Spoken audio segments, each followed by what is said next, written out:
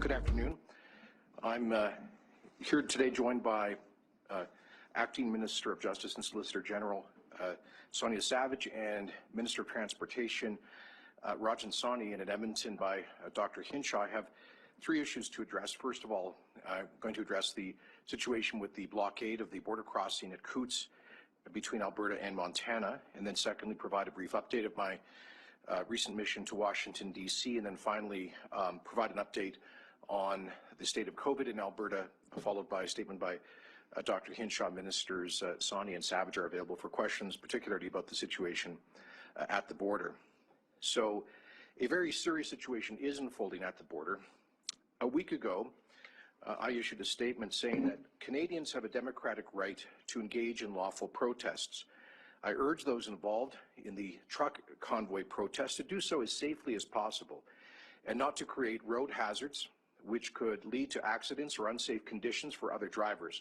If participants in this convoy cross the line and break the law, I expect police to take appropriate action. I went on to say that the organizers should disassociate themselves immediately from anyone involved in the convoy who hold or express racist, anti-Semitic, or bigoted views. Canadians have a wide range of perspectives on the appropriate government response to the threat of COVID-19, which they are free to express. But we should be united in condemning bigotry and hatred in all of its forms. And I said thank you to the 90% of Albertans, including the vast majority of truckers, who have protected themselves and our healthcare system by getting vaccinated. And thank you to the tens of thousands of truckers who have kept our economy going over the past 2 tough years. We continue to encourage everyone to get the protection of effective vaccines. Finally, I said I repeat our call on the Canadian and U.S. governments to exercise common sense by restoring the exemption for quarantine requirements for unvaccinated truckers, given the huge strains on supply chains that are forcing up food prices across the country.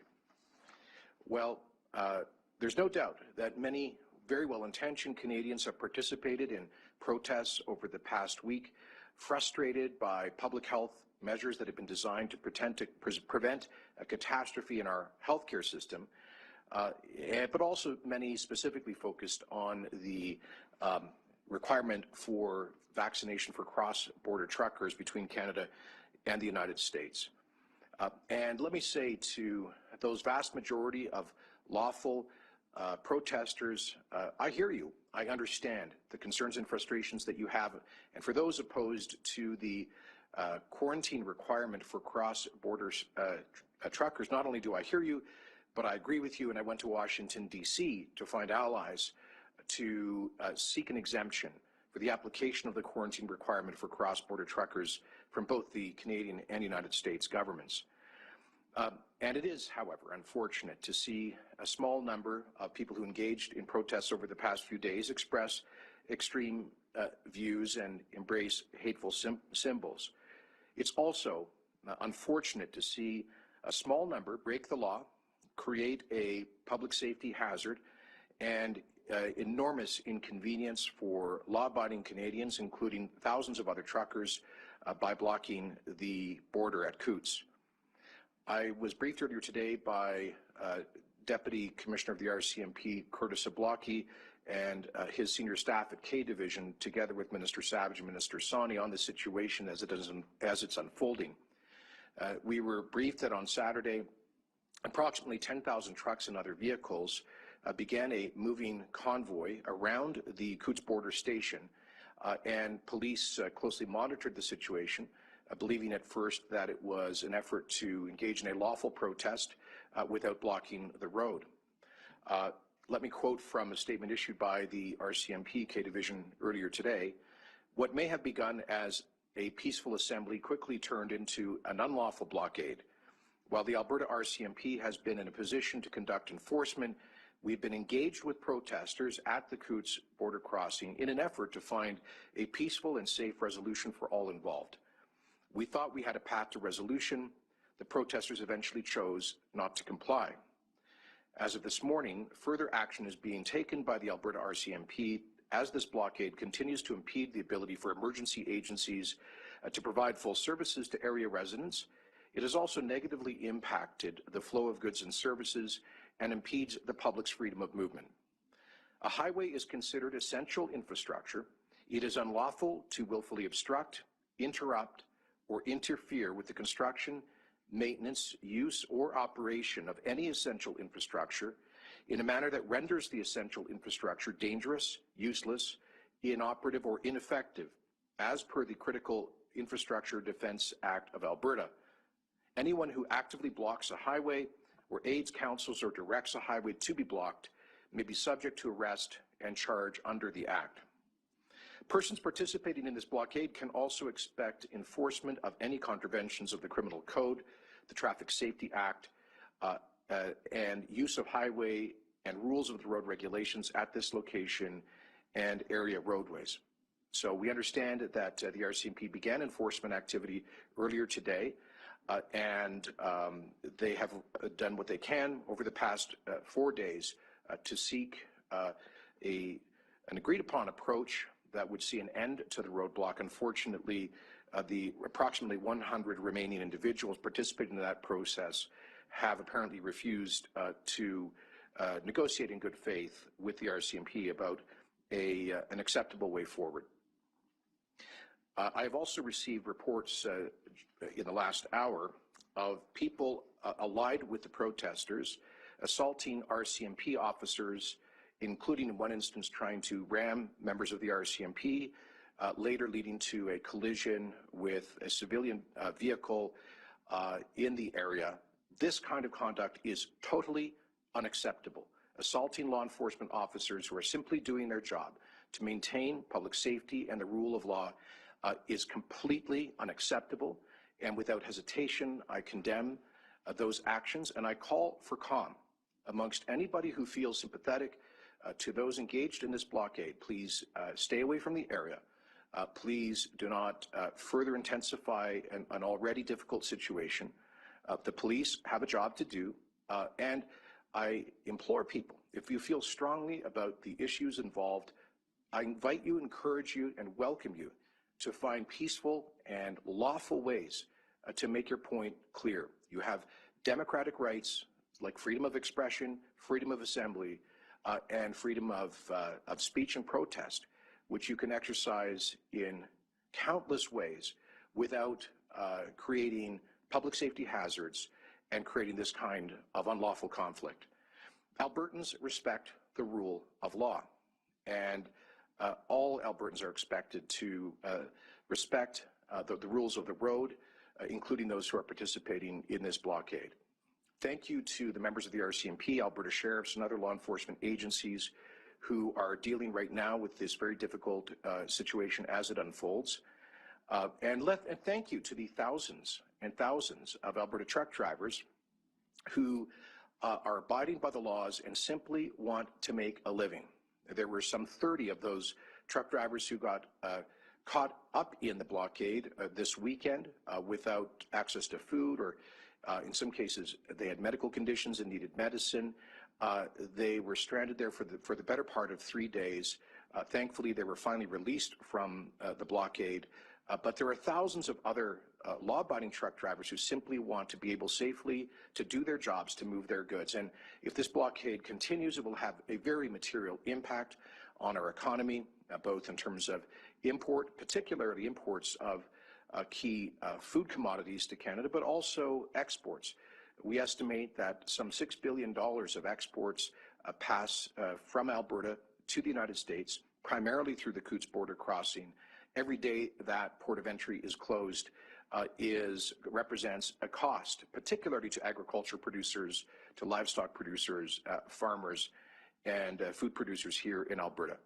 We would like to underscore that there continue to be opportunities to cross the border at 3 other ports of entry between Alberta and Montana, on Highway 2 at Carway, at Highway 89 at Del Bonita, and at Highway 41 at Wildhorse. I have asked Ministers Sani and Savage to reach out to the Federal Minister of Public Safety to seek expanded service and extended hours from the Canada Border Services Agency and through the Government of Canada from the U.S. Customs and Border Security officials. because we can expect that there will continue to be some interruption at the Coutts border crossing, perhaps for some time to come, as the RCMP deals with the road blockage there. And so we are seeking, as I say, expanded service at these other border crossings. And so let me again once more say that if you're upset about government policy, U.S. government policy, Canadian government policy, Alberta government policy, that's fine. That's your democratic right.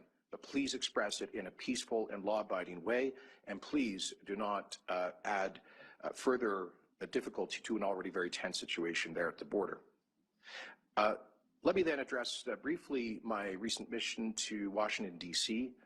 Between Friday afternoon and Monday morning of the past weekend.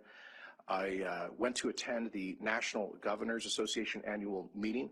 Had been speaking with a number of governors last week expressing Alberta's concern about the impact of the quarantine requirement for cross-border truckers and other issues.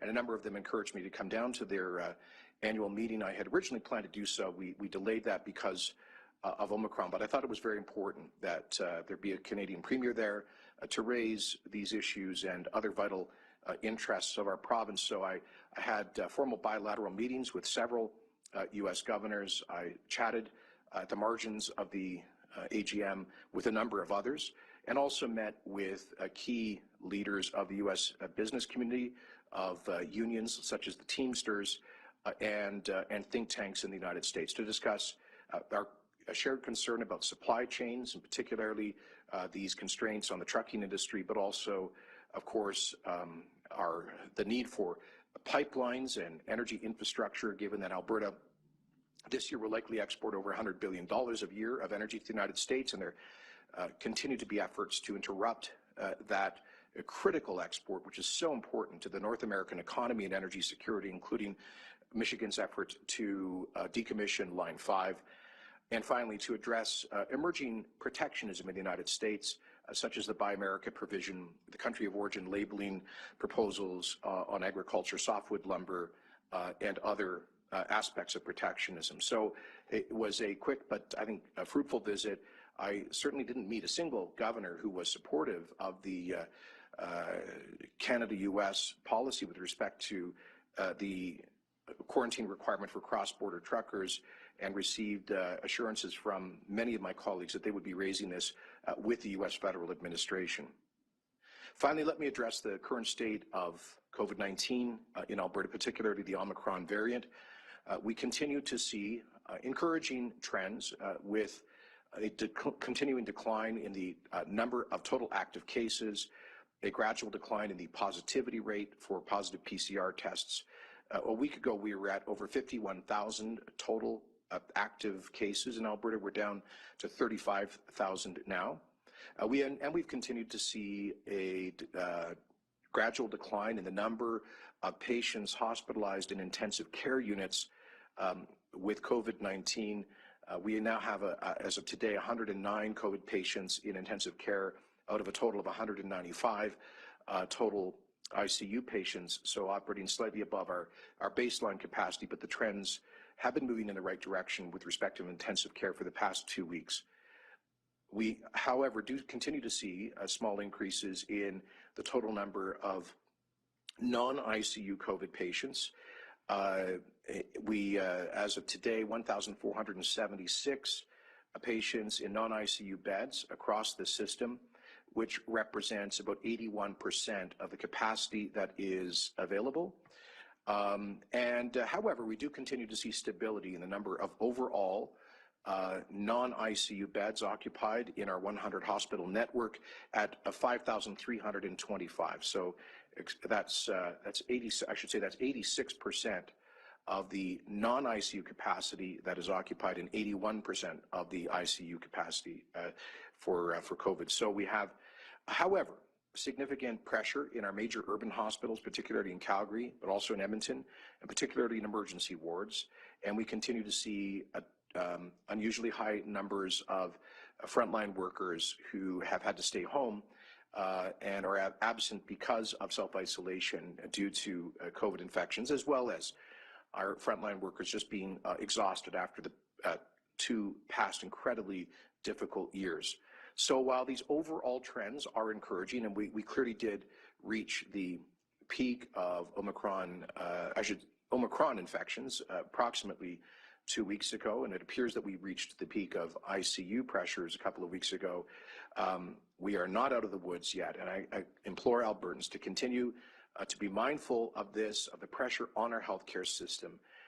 So as frustrated as everybody is with the 2 years of COVID in our lives affecting so much of what we do every single day, we need to continue to be careful and mindful of the nurses and doctors and other frontline healthcare workers who continue to operate under real stress. Now, we continue to monitor these numbers very closely. As I've said before, once we begin to see a sustained reduction in COVID pressure on the hospitals, I am looking forward to being able to make decisions about moving towards relaxation of public health measures at that time. And I believe that will happen this month in February.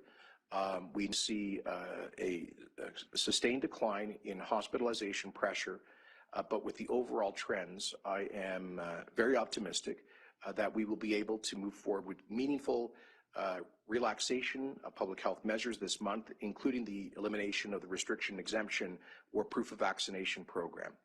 So I just ask people to be a little more patient as we are still at a record high number for non-ICU COVID hospital admissions. We need to see those numbers start to come down, and then I am confident we'll be able to move forward safely and prudently with reducing the burden of public health measures on Albertans. And with that, I'll invite Dr. Hinshaw for her remarks, and then happy to take your questions. Thank you, Premier, and good afternoon, everyone. As you've noticed, we unfortunately do not have sign language interpreters available today.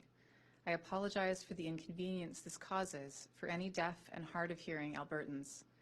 A full transcript of my remarks will be posted to alberta.ca tomorrow morning, and a summary of my update will be shared on my Twitter account later today. Turning to today's update, over the last 24 hours, we have identified 1,980 new cases of COVID-19 and completed about 5,000 tests. Our positivity rate for lab-confirmed cases was very high yesterday at about 40%, although our 7-day average is slowly declining. Our hospitalizations for COVID-19 may be beginning to plateau, although it is important to note they are still currently higher than at any other time in the pandemic. There are currently 1,585 people total with COVID-19 in hospital, which includes 109 in the ICU. Sadly, more Albertans continue to lose their lives to this virus. Over the last 24 hours, 13 new deaths have been reported to Alberta Health. My sympathy goes out to the family and friends of these individuals and to anyone who has lost a loved one, no matter the cause. Each of these deaths and every life lost in Alberta to this virus is a reminder of the serious nature of COVID-19 and the tremendous impact it continues to have on our communities, our friends, and our families. While our leading indicators of wastewater surveillance and positivity are signaling that we are on the other side of the fifth wave, and it is encouraging to see that hospitalizations may be at a plateau, at the same time it is critical to remember that half of all of our cases come in the second part of the wave, and transmission is still very high. That is why we must all continue to look after one another, especially those most at risk of serious outcomes from the virus. The majority of us have a relatively low risk of severe outcomes due to a number of factors that can include vaccination status, younger age, and the absence of pre-existing medical conditions. But that doesn't apply to everyone. I'm sure each of us has several people in our lives about whom we care deeply, who are at increased risk of severe outcomes. This could be an elderly parent or grandparent, a friend battling cancer, a newborn niece, or a sister with a compromised immune system. Whoever they are, I believe we would do whatever we can to keep them safe, which includes doing our part to stop chains of transmission. By thinking of these people and taking steps to help protect them from COVID-19, we can also help the broader community get through this fifth wave.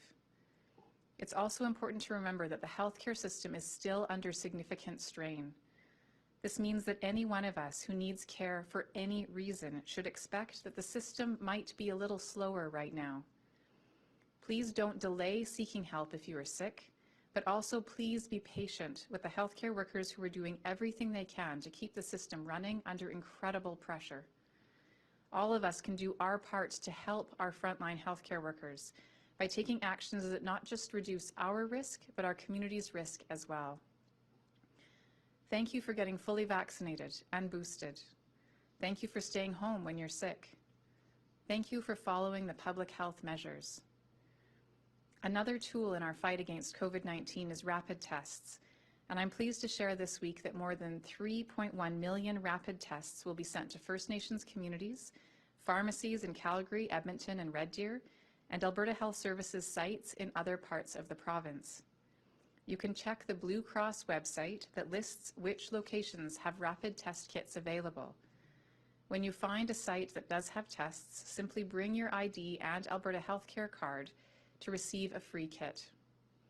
In addition to these tests for the general public, the second mask and test shipment for schools started last week, and approximately 1/3 have already gone out. With respect to COVID-19 impacts on schools, Alberta Education has provided the following update. As of January 31st, 22 of the more than 2,500 schools in Alberta have shifted to temporary at-home learning to address operational challenges, which means less than 1% of schools are currently operating online. 6 of these schools have less than 40 students in total. Lastly, I want to speak briefly about seasonal influenza, as Alberta is still in flu season. After recording 0 cases of seasonal influenza last year, influenza is again circulating in our communities. Thankfully, so far, our labs have only confirmed 39 influenza cases and 1 person has been hospitalized due to seasonal influenza. While that's a very small number compared to previous years, more cases of influenza would put further strain on Alberta's healthcare system and healthcare workers, who are doing everything they can to support the health of Albertans. By keeping the number of influenza cases and outbreaks low, we can help protect at-risk Albertans and reduce the pressure on our healthcare system. Influenza vaccine doses, including flu zone high dose for seniors 65 and older, are still widely available across the province, with many pharmacies accepting walk-ins. Albertans can also book an appointment online at bookvaccine.alberta.ca or phone your local pharmacy or participating doctor's office for availability. Whether it's preventing the spread of influenza or COVID, or reaching out to help people who need support in any part of their lives, each of us makes a difference in our actions every day. Thank you for doing your part to help our communities. Thank you, and we're happy to take questions. Thank you, Dr. Hinshaw. That concludes the formal portion of today's announcement. We're now going to move over to immediate Q&A, and just a reminder to any journalists online that we also have Minister Savage, the Acting Minister of Justice, and Minister Soni, Alberta's Minister of Transportation, available for questions as well. As we do have quite a few people in the queue, I'd ask that you please keep yourself to 1 question, 1 follow-up, and please try to keep your questions as brief as you can so we can get to as many questions as possible. With that, operator, can you please put through our first call? David Staples, Edmonton Journal. Thank you for taking my call. Premier Kenney, you mentioned that later this month we might be in a position where you can lift restrictions. What will be the trends and triggers? What will be the numbers in hospital and ICU that would indicate that we're ready to do that? And are you talking about lifting all of the restrictions, like you mentioned the RET? Are you talking about masking and also restrictions on size of events, let's say Oilers and Flames games? Yeah, thank you, David. So we don't have specific metrics. We are going to be looking at the overall trends altogether. Of course, the infection trends with respect to positivity, the wastewater data, the total active cases, but more specifically, the hospitalization numbers. We have seen a decline of pressure on intensive care, and thankfully, the Omicron wave has never posed the kind of threat to our intensive care wards that Delta did. So we're now just slightly above our baseline ICU capacity. That's encouraging. The one figure we need to start to see moving in the right direction would be the non-ICU hospitalizations. Now, the last few days, bouncing around 1,500. I should underscore that about 40% of those are incidental and not primary COVID infections. So about 630 of the current, this is based on the ratios. We haven't done genome sequencing for every single one of those 1,500 patients, but based on the ratios and the trends that we have seen, we estimate that a little over 600 of those non-ICU COVID patients are not in hospital primarily due to COVID. So about 900 are, and we really need to see that number start to come down. Frankly, it is our belief, when I look at the Alberta Health Services early warning system, it's our belief that we are likely now at or around the peak of those non-ICU COVID hospitalizations, but we need to see that for sure. So we'll be monitoring that trend line with particular attention, because, you know, as long as the number is that high, David, it means that we are continuing to see some postponement of surgeries and other medical procedures. We're operating at about 85% of our typical surgical capacity right now. I'd obviously like to see that come closer to 100%. And then we'll be able, I think, very seriously to consider relaxing measures. You asked if that would happen all at once. I don't, the scenarios that we are considering would be to move in something like 3 phases in the relaxation of measures to ensure that we don't trip back into positive growth and additional pressure on the hospitals starting from a pretty high baseline. So we will do this in a thoughtful and careful way, driven by the data. But one thing that I believe we'll be eliminating quickly in the first wave is the restriction exemption program, and that is because, as you know, the lag effect on the full series of vaccines for most people we're now over 6 months for most of those people, means that that vaccination status is being less helpful in preventing transmission and infection than was the case when we brought in the REP in early September. So that is something that I would hope and expect for us to be eliminating in the first phase of relaxing measures. But again, we'll need to see the hospital numbers start to come down. And David, do you have a follow-up today? Yes, thank you. Last week, Premier, you indicated that the hospitalization numbers weren't that different than the peaks we saw in other kind of winter cold flu seasons, I think in 2018 and 2019. We didn't have lockdowns then, so I'm just wondering why we have them now when the hospitals, at least based on those numbers, aren't more stressed than they were 2018 and in 2019. So what's different now that this is locked down? Thanks, Dave. Overall, it's true that we've had higher total levels of hospitalization in the past. I pointed that out in 2 of the 3 years preceding COVID. We saw higher total non-ICU hospitalizations in the system than we do today. However, that was not primarily because of the flu or influenza. It was because of other things happening in the system. So I'm sure Dr. Hinshaw will want to point out, that at the peak of our worst flu season in recent years, Doctor, please jump in, you'll correct me, but I think we were at about 450 flu-related hospitalizations. Right now, we're at about 1,500 non-ICU COVID hospitalizations. Even if you discount from that the roughly 600 that are incidental COVID hospitalizations, we are still about twice as high now with non-ICU COVID hospitalizations as we would have been at our historic peak of influenza hospitalization. So COVID is having a significantly larger impact. Also important, David, that even for those incidental cases, they can't be kind of dismissed as not being a pressure point because of Omicron's infectiveness.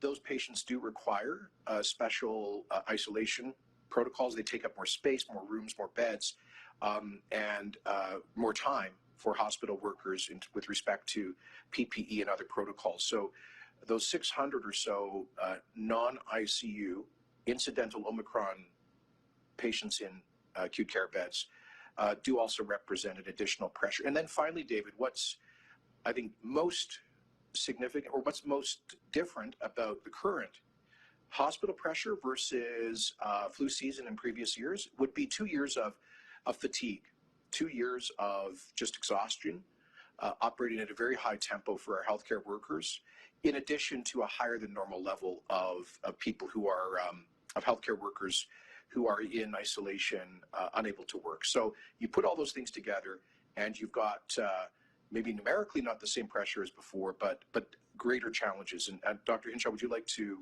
comment on that? I think you've covered it.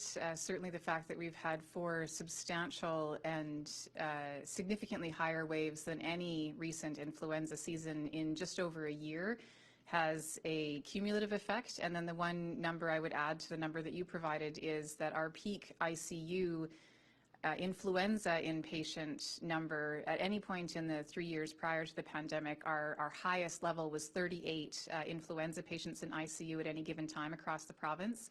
So even though 109 patients is lower than we've seen with previous waves, it's still more than double what we've seen at the peak of a bad influenza season previous to COVID. So again, further to your point, Premier, while the system is managing, it's managing by shifting people and services, and part of the ways that they're keeping inpatient burden manageable is by decreasing surgery volumes and other interventions. So this is definitely different than an influenza year. Thank you. Operator, can you please connect our next call? Our next question comes from Andrew Lawton, True North. Good evening, Premier. Tomorrow, Conservative leader at the federal level, Aaron O'Toole, is facing a vote among his caucus on whether he should be ousted as leader. You endorsed him in 2020 when he was seeking the leadership. What are your thoughts? Does he deserve to stay on as Conservative leader federally? Well, thanks, Andrew. I've got to say I'm pretty focused on a number of very difficult issues here right now. Not getting caught up in federal politics. I'll just say this to my friends in the federal Conservative Party. I don't think in the long run it makes sense to change leaders after every election. I think stability and continuity are important Conservative principles. I also would just encourage my friends in the federal Conservative Party not to do or say things right now in the heat of the moment that they might end up regretting on either side of this debate.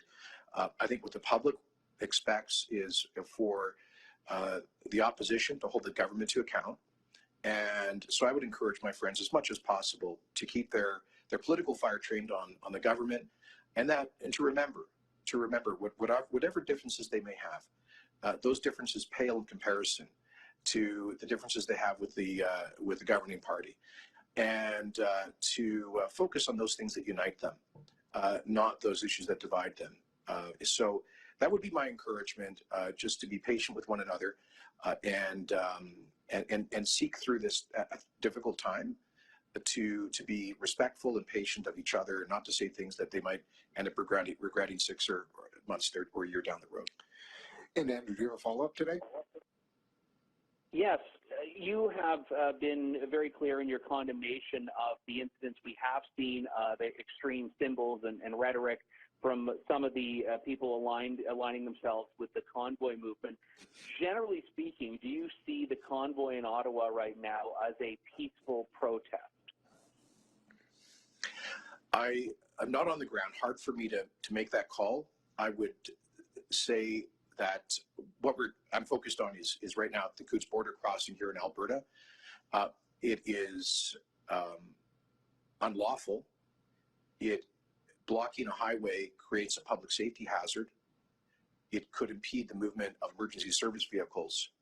And we have now received reports of RCMP officers being swarmed, and an effort to ram officers trying to enforce a barricade. That's not peaceful. So in our situation here in Alberta, I once again would plea for calm and ask folks whose tempers may be running high to channel that frustration into peaceful and lawful protest rather than what we've been seeing today in southern Alberta. Thank you. Operator, can you please put through our next call? Kevin Gallagher, CTV. Hello, Premier. Actually, I'd like to follow up on Mr. Lawton's question there. Premier Ford was asked this today, but if there was a vacancy in the federal leadership, would you consider it, of the Conservative Party? No, I am so completely focused on these incredibly huge challenges we're facing right now. That's not of any interest to me. And once again, I'll just say I do hope that my friends in the Conservative Party of Canada will find a way to work through their process with as much respect for their colleagues as they can. And just remember that at the end of the day, they've got to be united, and Canadians are counting on them to be an effective opposition. And the best way to do that is to be united. And Kevin, do you have a follow-up today? I want to clarify. So the illegal blockade at Coots, do you find that it in no way compares to the blockade of streets in Ottawa? I know that you mentioned emergency vehicles. I just want to be clear that you were talking about emergency vehicles in Alberta and not in Ottawa. I didn't know what you were trying to say. I'm sorry.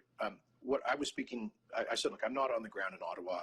I am not following hour-by-hour reports, so I'm just not in a position to offer an informed view about what's going on there. I would just say generally my impression is over the past week, we've had a lot of protests and a lot of different people, and I think the vast majority of them are well-intentioned, law-abiding Canadians who are sick and tired of how COVID has turned their lives upside down. They're frustrated with all kinds of public health measures, and many are frustrated in particular with the quarantine requirement for cross-border truckers. So to those folks who've been out there trying to make that point peacefully and respectfully, thank you. Thank you for using your democratic rights to do that. Thank you for sharing your passion and your frustration. And I certainly hear you. To those here in Alberta who have participated in or supported some of these protests, specifically I want to say to them, I am very sympathetic. I'm leading a government that has repeatedly been attacked for having treated restrictions as a last and limited resort. But please understand, we've only ever resorted to restrictions when the alternative was overwhelming our healthcare system and potentially having to pull life support from people in our intensive care wards, or canceling even more surgeries and medical procedures, which would hurt even more people. Please, to folks who are so frustrated, I share the frustration. Please understand that we have tried to take a minimal approach to restrictions, but a necessary one to avoid even more damaging cancellations of surgeries and loss of life from COVID-19. Please understand, there have been no good choices in any of this. So to folks who are motivated by that frustration, I totally sympathize with that. But please express that in a way that is lawful and peaceful, and please, don't make a bad situation worse. I'm out there trying to campaign to end the quarantine requirement for unvaccinated cross-border truckers. I went down to Washington in large part to make that case. I've made it to the Prime Minister. I will continue to. So for those who feel that way, I'm on your side. But part of the argument we're making there is that the restriction on unvaccinated truck drivers doesn't make sense, and it's going to further force up food prices and create challenges for our supplies, including food. So that's exactly what's happening at the Coots border crossing right now. So I think the more persuasive way to make the case is in a law-abiding way. Let's work together to make this point for common sense when it comes to that trucker vaccine mandate, and I'm certainly on side on that. Okay, operator, can you please connect our next call? Rick Bell, Calgary Sun. Good afternoon, Premier and Ministers and Dr. Hinshaw. Two quick questions, and I'll keep them short. First one is, it's no secret, Premier, that there are a lot of people who don't trust governments and politicians these days, including some people not even trusting this government. Are you going to come out with, following a question I think Mr. Staples had, are you at some point going to come out with some sort of concrete roadmap, blueprint, timeline, which tells us when things happen leading us to the end goal of the removal of all restrictions? Because right now, the way I'm hearing you, it sounds, except for the vaccine passport, sounds very vague. I even feel like canceling my St. Patrick's Day party. So is there going to be a time you're actually going to come out and concretely say, this is where we're going and this is where we anticipate things to be, to give people a much more concrete answer on the removal of restrictions, period? The answer, Rick, is yes. We will do that. I anticipate in the near future, within days.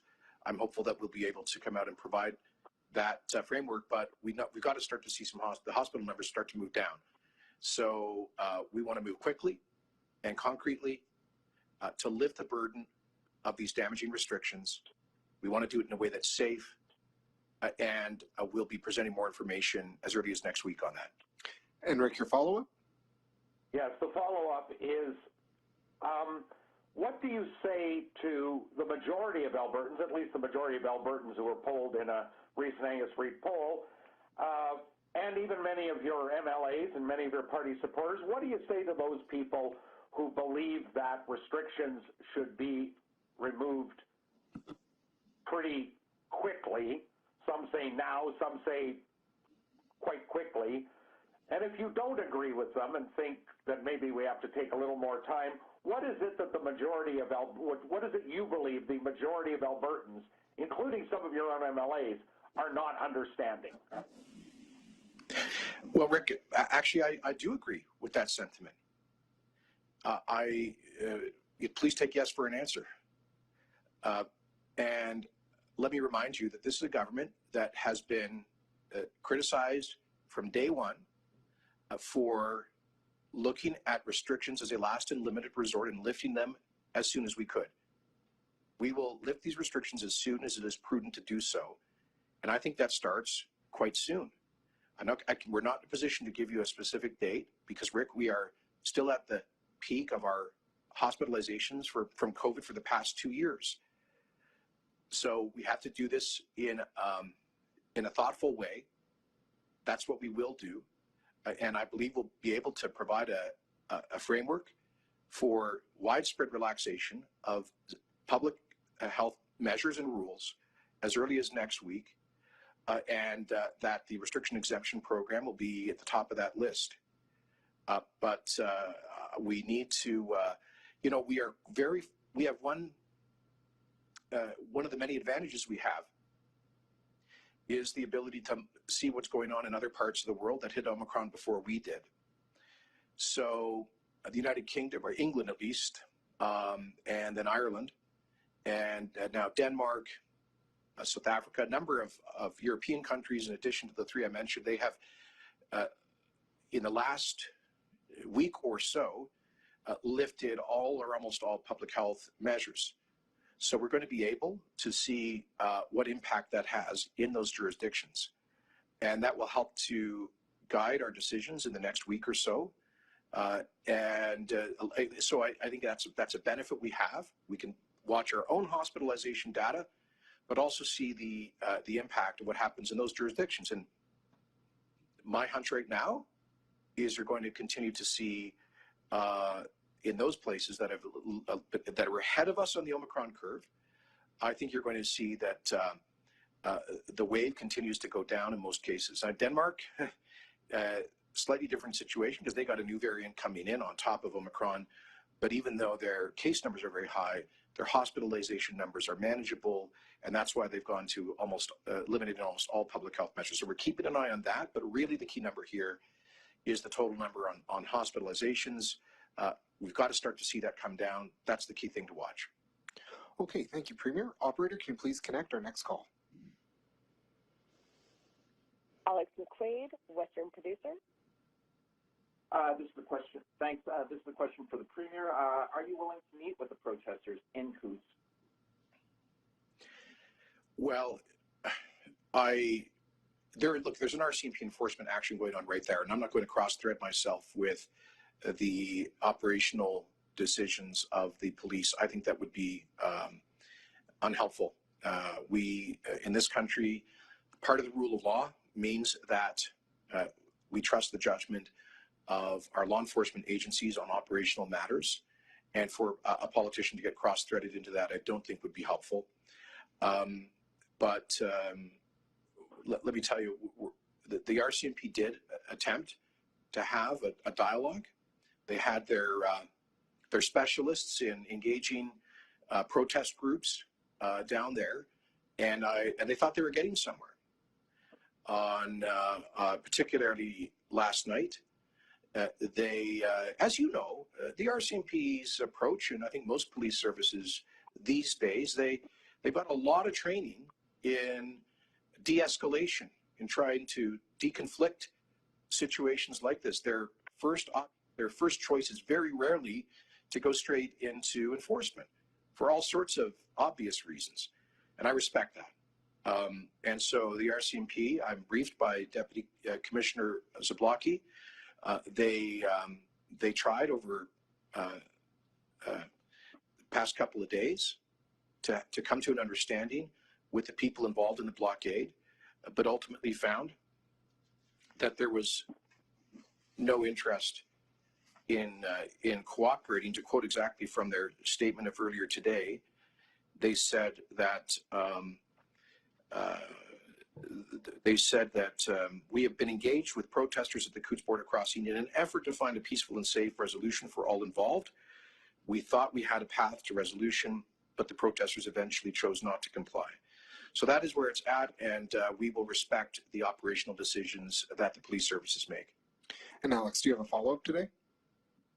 Yes, just on a different topic. Same question for the Premier again is there's in the agricultural sector there is some concern about what's happening, their ability to get supplies and to ship supplies south of the border.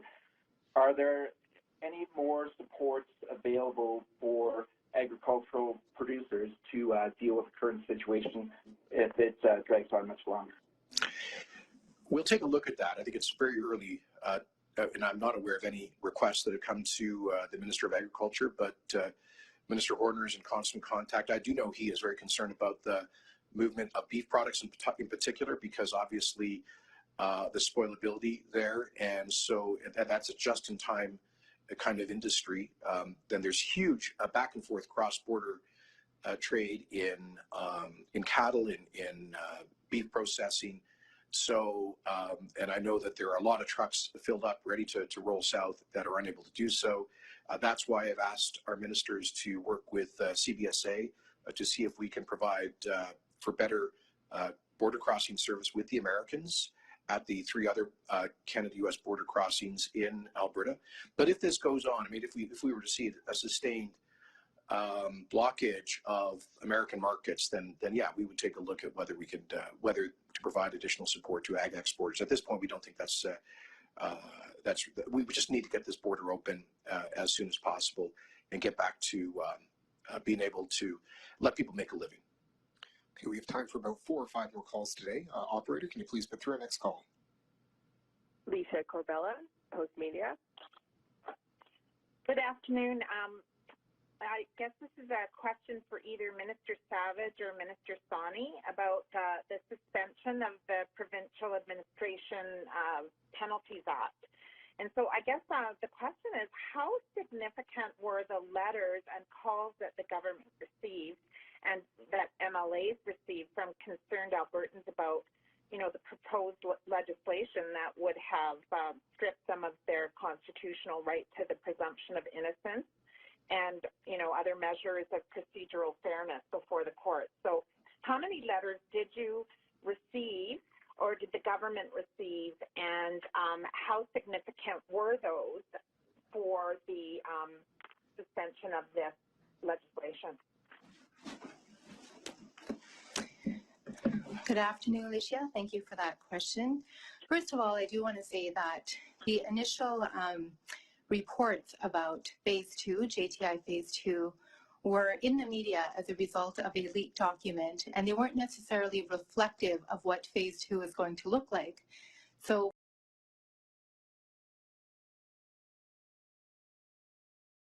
made the decision to suspend that until we did some further engagement.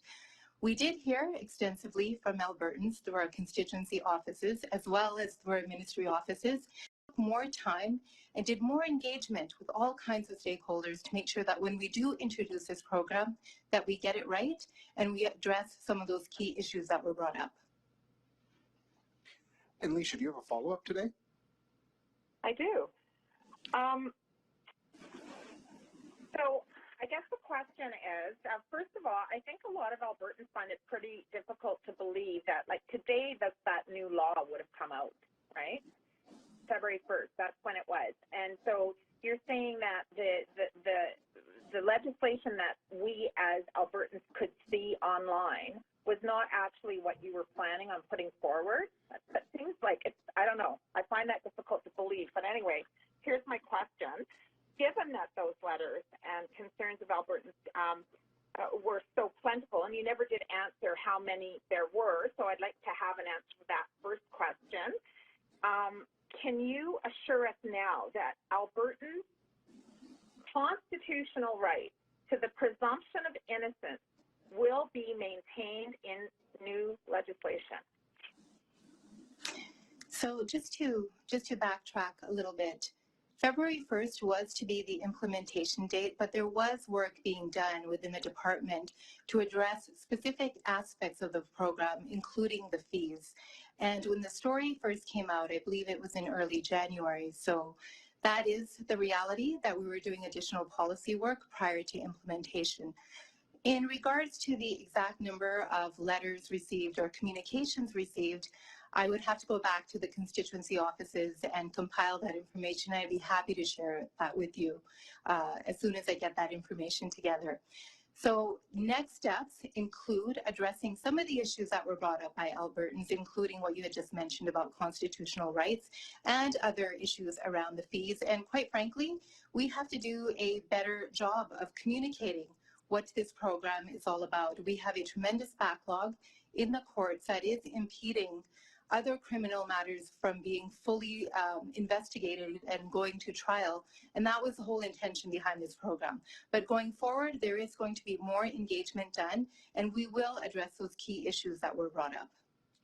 Thank you, Minister. Operator, can you please put through our next call? Chris Barco, Calgary Hills. Hi, this is a question for the Premier. Premier, you attended the governor's meeting in Washington on the weekend, and you mentioned in your earlier remarks that you'd had some discussions regarding Line 5. I guess I'm wondering, what kind of support were you finding for Canada's position on Line 5 with the U.S. governors, and did you have a chance at all to have a discussion with any of the officials or the governor from Michigan? So I probably discussed Line 5 with about a dozen U.S. governors, and they were all hugely supportive of our position. Unfortunately, I did not have a chance to meet with Governor Whitmer. We did ask for a meeting, but I'll tell you, going back 2 years, effectively, she's refused to talk to us about Line 5. I went to Michigan in September of 2019 and sought to meet with her in Lansing, but she refused to do so. I did meet state House leaders from both the Democratic Republic, and there was a lot of support for continuing for Enbridge's plan to replace the current pipe with a new subterranean and high-tech safe pipeline. Part of our strategy has been to engage governors and state leaders in the surrounding states like Ohio and Indiana, as well as Michigan, because it's hugely important to all of them as well. And I did chat again with Ohio Governor Mike DeWine about it this past weekend. He's a good friend of Alberta. I visited one of the refineries in upstate Ohio in September of 2019, just to underscore, which is completely fueled by Line 5, and it's co-operated by Husky, or it was at the time. So you can see the very big Alberta footprint there. The governors are very familiar with it, and basically, but by the way, not just the governors, but the unions. I mean, yesterday I met with with president of the North American Building Trades Union, as well as the president of the Teamsters, Jimmy Hoffa Jr., and they both raised Line 5 before I could, because they understand how important the project is. U.S. Chamber of Commerce, the same thing. The Center for Strategic Studies, same thing. So people in Washington are very aware, and the folks I engage with, none of them can understand why the Biden administration doesn't get off the fence and support Enbridge's plan, rather than be neutral about an effort by the governor there to decommission it, particularly in the context where the Biden administration is pleading with OPEC to increase exploration and production. So we have a lot of allies. At least the U.S. State Department is sitting down finally and talking to Canada about Line 5 in the context of the bilateral pipeline treaty, since Canada triggered the dispute resolution mechanism on that in December. And Chris, do you have a follow-up today? Yes, I do. Premier, back in December, you talked about rolling out or potentially rolling out programs to protect Albertans from increases in gas and power prices. We're seeing Alberta power prices averaging $90 a megawatt hour so far this year. We've got Alberta natural gas over $5. And I guess I'm wondering, with the inflationary pressures going on as well, what is your government prepared to do to help Albertans with these inflationary costs and these rising energy expenses? What options are you willing to consider? Well, we have been looking at a potential rebate on natural gas prices should they reach a very high level. Based on what the Klein government did in the past, we estimate that on an inflation-adjusted basis, that rebate would kick in at about $6.50 above where we are now. So we've done work on that. Until the past week or so, as you know, Chris, the prices have been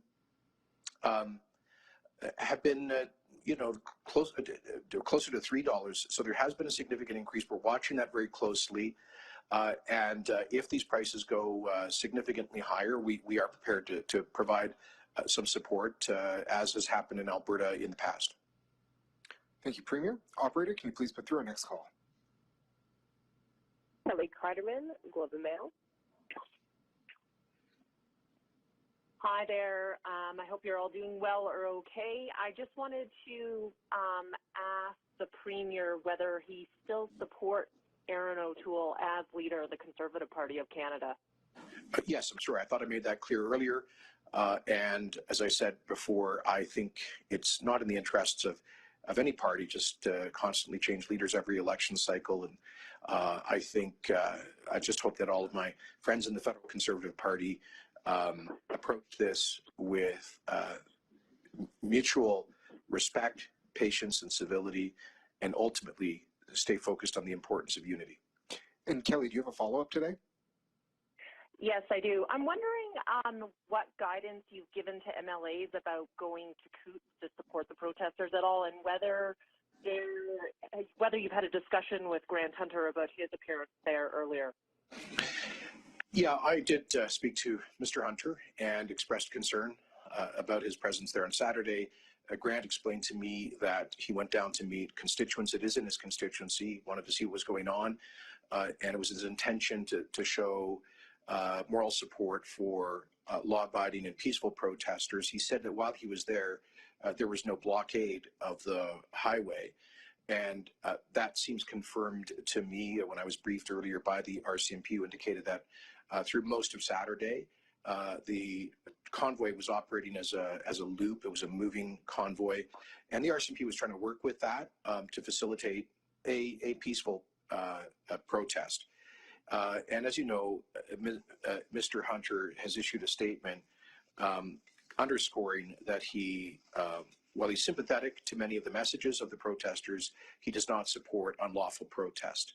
So I appreciate his clarity on that. And obviously, I would say to anybody who's involved in the business of being a legislator, of making the law, that we have to respect the rule of law.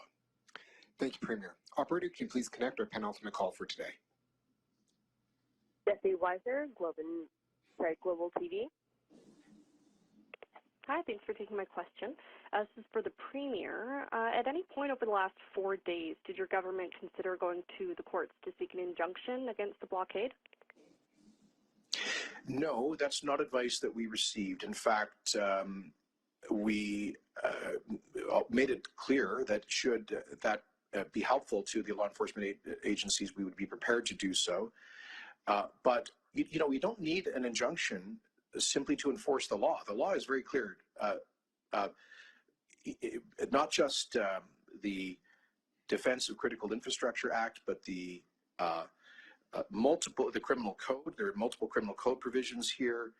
The Traffic Safety Act, the use of highway and rules of the road regulations.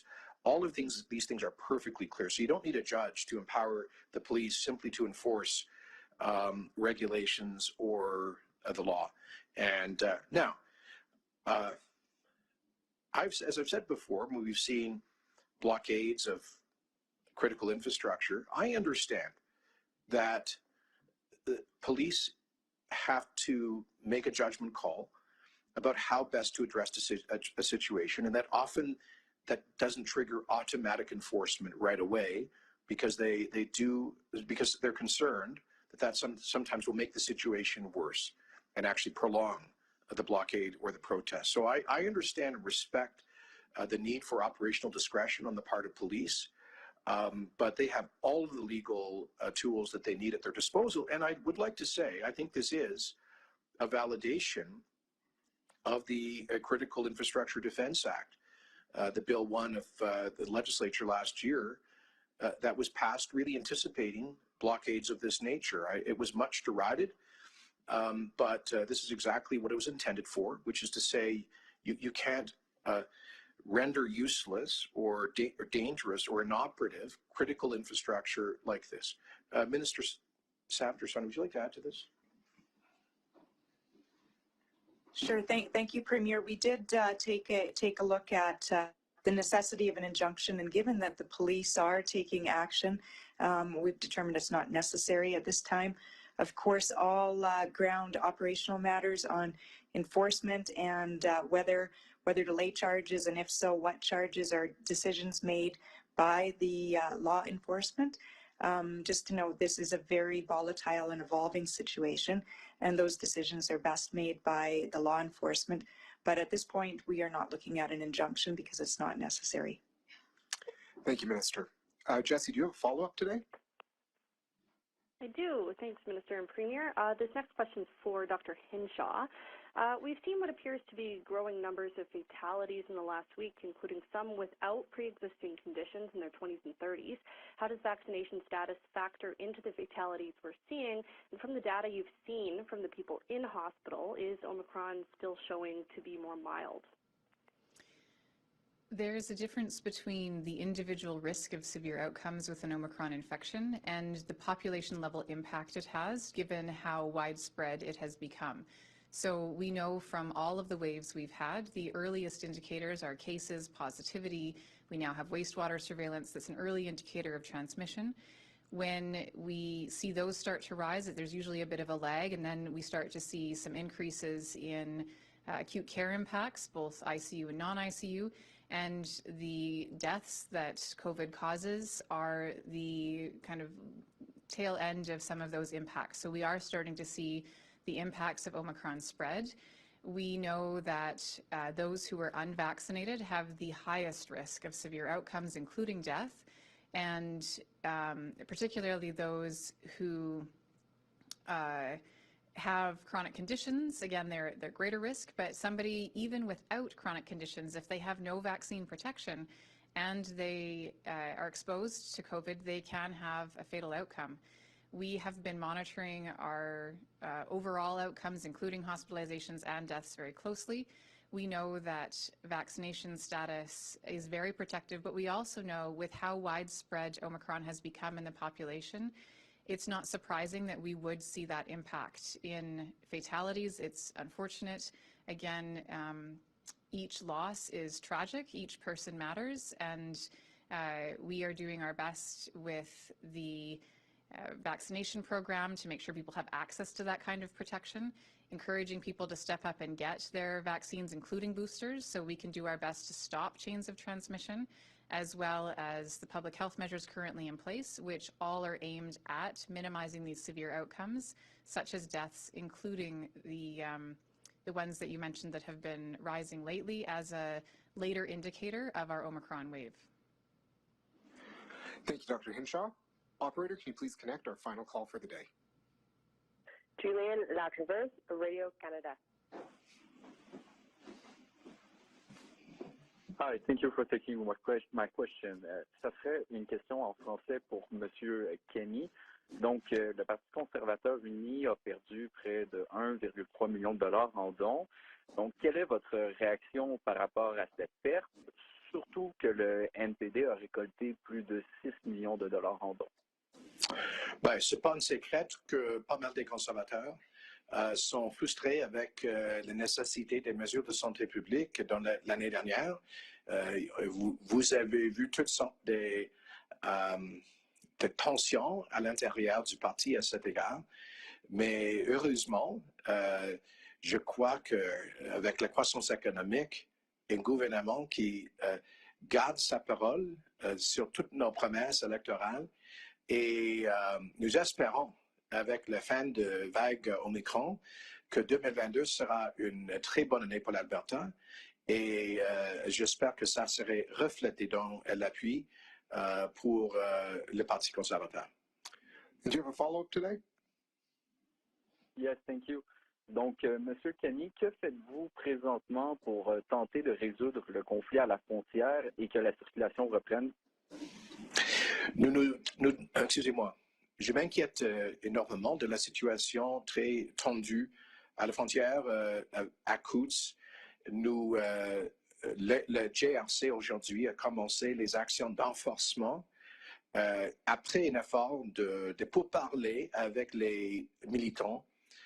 Samedi, ils ont commencé avec un regroupement d'environ 1000 camionnés, mais seulement environ 100 se sont restés là-bas pour bloquer la frontière. Et ça, c'est dangereux. Il y a un impact grave pour l'économie et pour les milliers de camionneurs qui essaient de continuer à travailler. Alors, je dis aux gens impliqués dans cette manifestation là-bas, s'il vous plaît, arrêtez avec le blocage parce que le GRC est en train d'enforcer la loi. Et si vous voulez faire une manif pour s'exprimer dans votre point de vue contre les politiques de COVID-19, très bien. Faites ça d'une façon légale et pacifique. Et je crois que la grande majorité des gens qui se sont impliqués dans les manifestations dans la semaine dernière l'a fait d'une façon pacifique et légale. Et comme j'ai dit,